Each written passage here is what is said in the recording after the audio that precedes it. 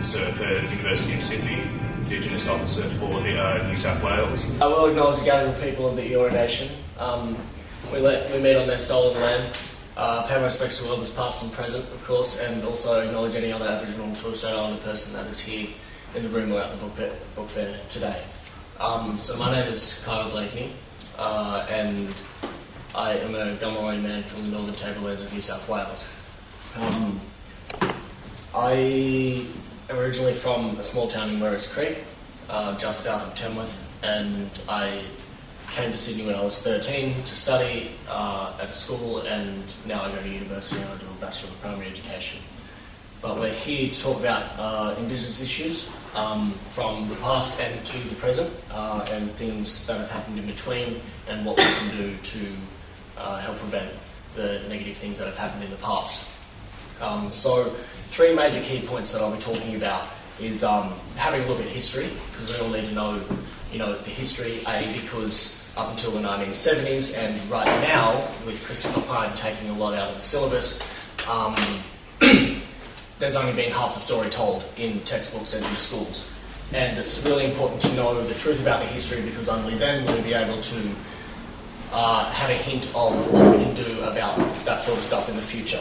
The second point I'll be talking about is also breaking myths about colonisation, so, like the related stereotypes of us, but then also the heroic stories of our brilliant colonisers that has been depicted throughout schools in the past. And the third point I'll be talking about is what's happening today. So on that note of history, why is it important? And that's basically to avoid the fuck-ups of the past. So if we have a really good idea on that, we can move to the first point, which is, what we experienced throughout colonisation was pretty much, the idea of terra nullius. So this land apparently belonged to nobody when Cook settled in Botany Bay, and a way to keep that under wraps was to eliminate the entire race of anybody who lived here, the entire population of anybody who lived here. And that was going on right up until, the 1950s, from things like stolen generation to poisoning water supplies to basically saying that we're flora and fauna and it is perfectly okay to kill us off because it was like having a kangaroo on your property and you can be shot.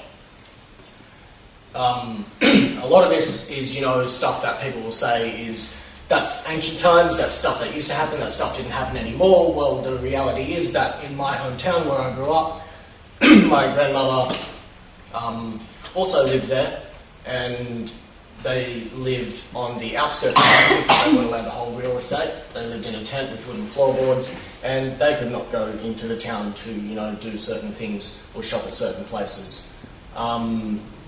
And then, you've got things like, of course, the stolen generation, which is a really, really big black mark on Australia's history, which is talked about now, only briefly, but I feel like it's not to the full extent of, what actually happened.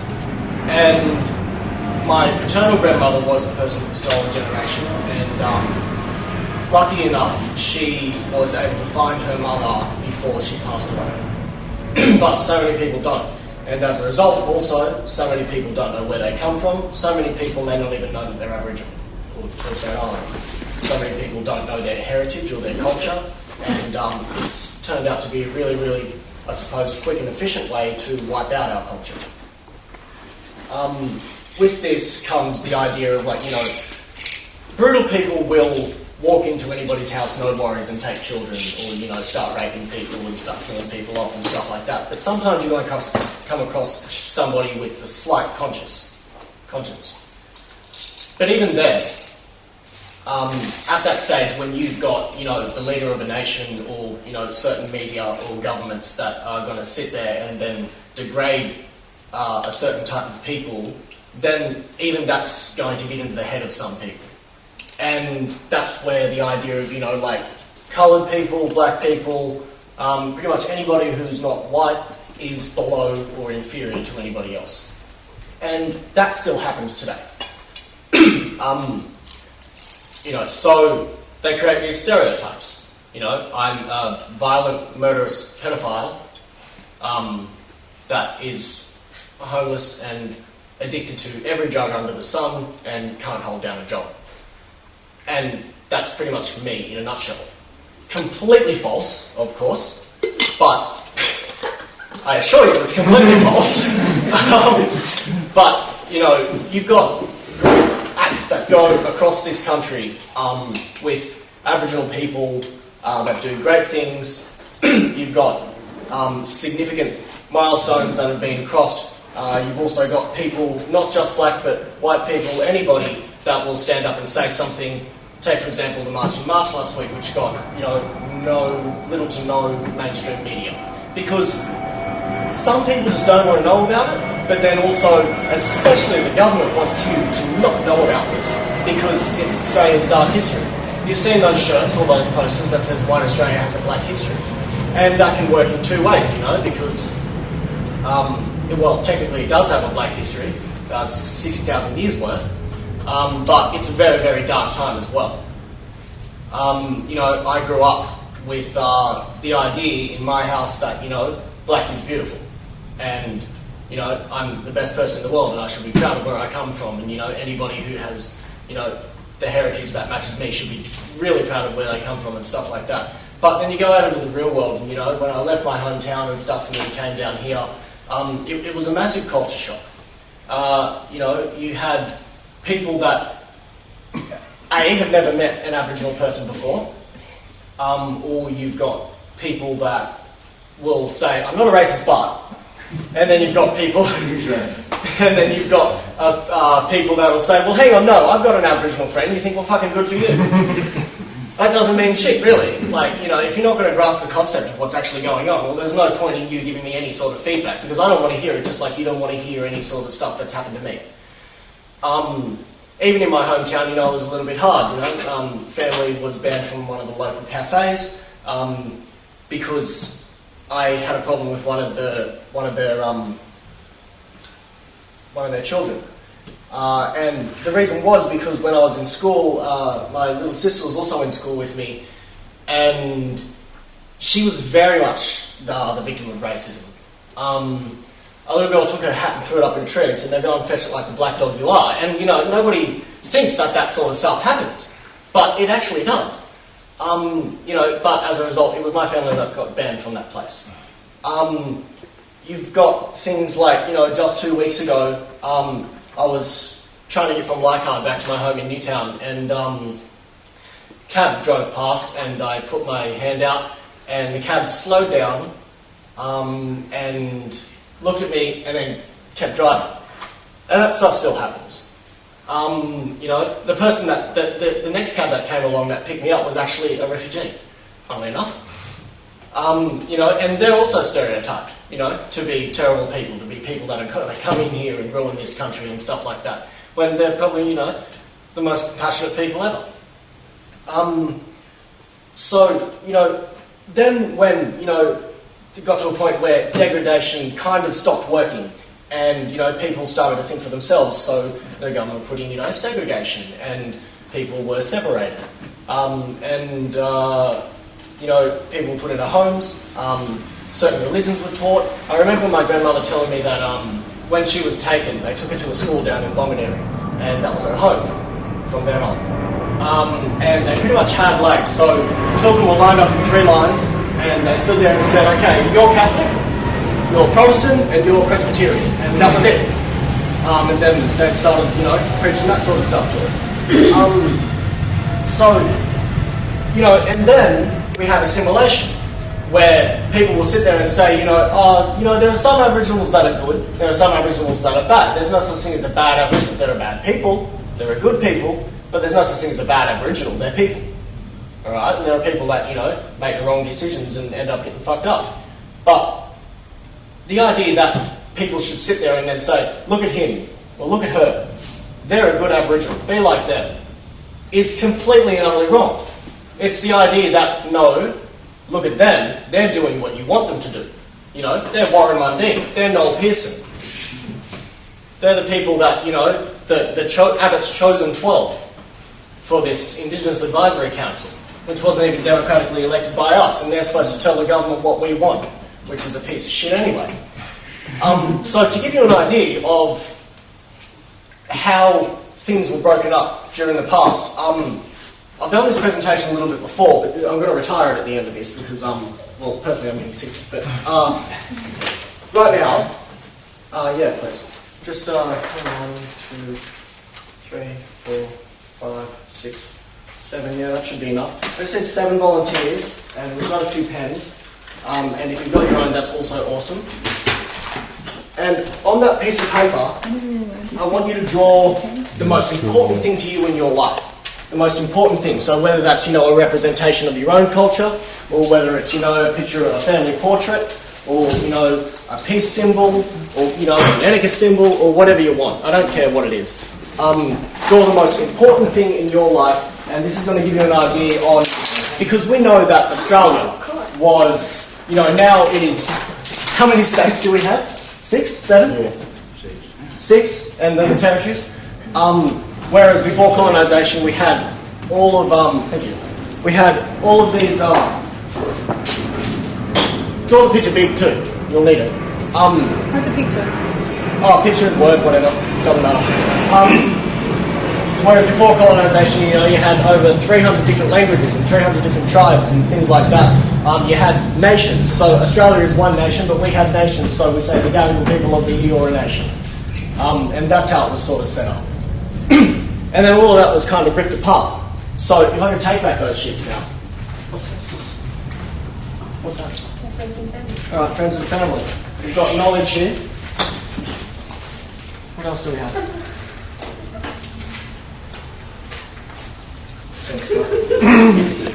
I got a picture of me.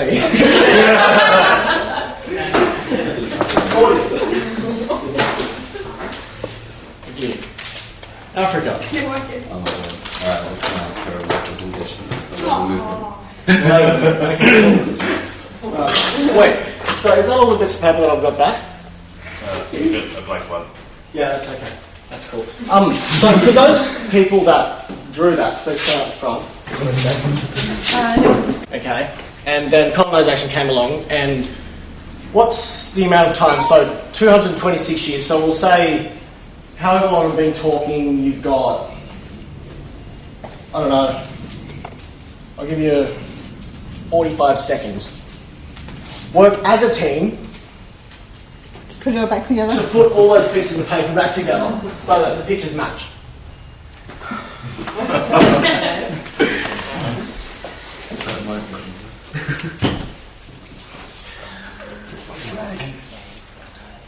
So many people in the blank. Dozen people. Well, I told us to draw a sheet. Why didn't they listen? Oh, look, here we go. Here's some bits, so there's some pencil. Possibly get wrong. Thanks. More red pencil. Thanks, We're right now going to put the car back together. There's a lot of blank pieces over here. Actually, wait, I think I have. It's the first time I've ever succeeded in my food.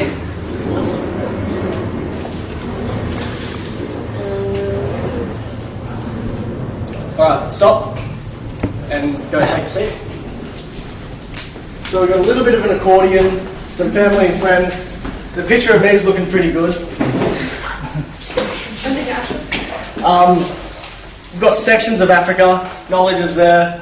I don't know where your labour movement is, there's a little bit there. Yeah. And then we've got all these pieces that are like, floating around over here, and we don't kind of know what they're doing. One's floated over to another country.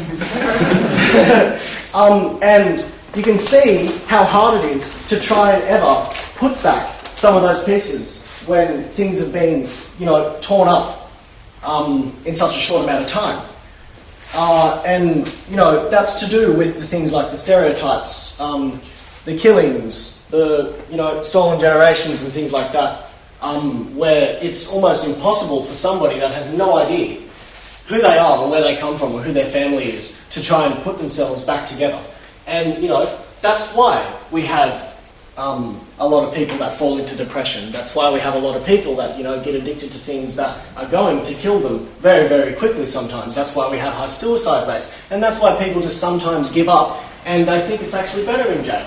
Or they've grown up in a home and end up being institutionalised and start relying on that kind of system, which is exactly what benefits the government.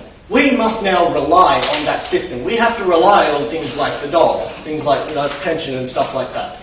And it's the worst thing in the world to know that you're relying on somebody that has fucked you over so many times. Because, governments in the past, people will say, this leader wasn't that bad, or, that sort of thing was okay because they did this, this messed up, but they lifted that sort of thing and all that sort of stuff. But the fact is that for Aboriginal people, no matter how many promises a government makes before they're elected, somehow things end up getting turned upside down. Now, of course there's a 67 referendum, but the people voted on that, the government didn't. Alright, they just sit in Parliament and see what the people have to say. Alright, you've got things like, the native title Mabo case, where it was a High Court decision with some really good argument. But can I please also remind you that native title is not land rights and reconciliation is not justice. It's a tokenistic gesture. Native title is the lowest form of ownership under the Commonwealth Crown, and we got stuck with that. In terms of breaking the myths with these sorts of things, let's also remember that Captain Cook was a pirate, but Captain Cook was not actually captain when he came to this country. He was Lieutenant Cook, and he had specific orders from the Crown that if the land was occupied, then don't take it. But he was the highest ranking officer on his ship, and he claimed terra nullius. So we're for it and for it. And that's how we got around that little sort of speed bump and, hurdle and things like that. Little tiny things that are like technicalities that you can make a whole, heap of people know or assume throughout history because of the sort of stuff that you write in your dominant culture. You've got these paintings of the men standing there at Botany Bay with their guns pointed at the Aboriginals up on the rock, and Cook standing there going, no, because he's a very compassionate person. What a crock of shit. But that's how we're all viewing it these days, because of those sort of historical artefacts, and we assume, okay, this is how it must be. You can't tell me that people talk shit about themselves in their own journals. I'm pretty sure Joseph Banks didn't say, I went out and shot 10 Aboriginals today. No, I went out and shot 10 vermin today. And it paid off. So what's happening now is all those things that I was just talking about, like the stolen generation, the degradation, the segregation, the assimilation, and all those shins, is actually happening again. And it started very clearly happening again back in 2005. So all this stuff was happening. My mother went through it. I went through it throughout school a little bit. But very, very clearly, the nation started seeing this happen again in 2005 with the Northern Territory intervention, now renamed the Northern Territory Emergency Response. Okay? And here now you see police brutality once again. You see destined custody once again. 2.7% of the population, us, makes up 80% of the prisons. And another way to keep us under control: put them all in jail. Find any minute excuse to lock somebody up for what would be normally a fine or a Section 10 in court is somebody being put in jail, A, until their court date, or B, for a minor offence. And this also brings us down into degradation because, take for example, you've got the student strikes, loads of attention. They're attended by heaps of people. The media covered it a little bit. And then you've got the rally of TJ Hickey down in Redfern. One person got arrested. Within minutes, Sydney Morning Herald had posted an article, Sydney protest turns ugly. I think it speaks for itself. They want you to see that kind of stuff. And, that's where it comes into the Mundines and the Pearsons saying, that's a good Aboriginal, be like them. The pedophile rings in the intervention. Author and journalist John Pilger has investigated this in the film Utopia.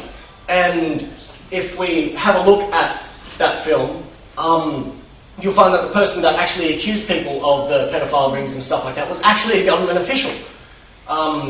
They darkened his face and blurred his voice and stuff like that. And people actually started to recognise, his posture and his hat that he was wearing. And he was working up there in the intervention and started spreading these rumours. Like, don't get me wrong, if children are in trouble, I will be the first one to step up and say something. But the fact is, we value our children because we know that they're the only way to ever get something in the future. Funnily enough, once the intervention's in place and there's pedophile rings coming up and the whole nation turns against the Northern Territory, the government can have complete control over it, and guess what's underneath all of those sacred sites? A shit ton of uranium. Thank you, Gina Reinhardt. Now we're seeing another stolen generation where children aren't just being taken from, their houses because of child abuse or, neglect or whatever. They're being taken out of the hospital minutes after they're born. Mothers don't even get to see their children come in with the doctor to hold them for the first time because they're being taken.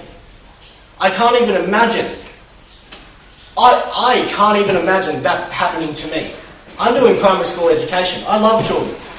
If I ever was to see any sort of that, it would absolutely kill me. You can't even imagine what this would be doing to the parents, let alone somebody that's like, a representative of their culture. That's actually all I have. And I'm going to hand over to Ray.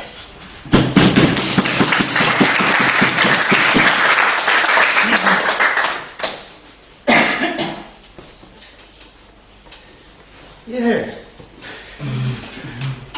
So you've just had the whole history explained quite well. It's always a pleasure for people of my age to sit with younger people on these forums and listen to their knowledge, their passion,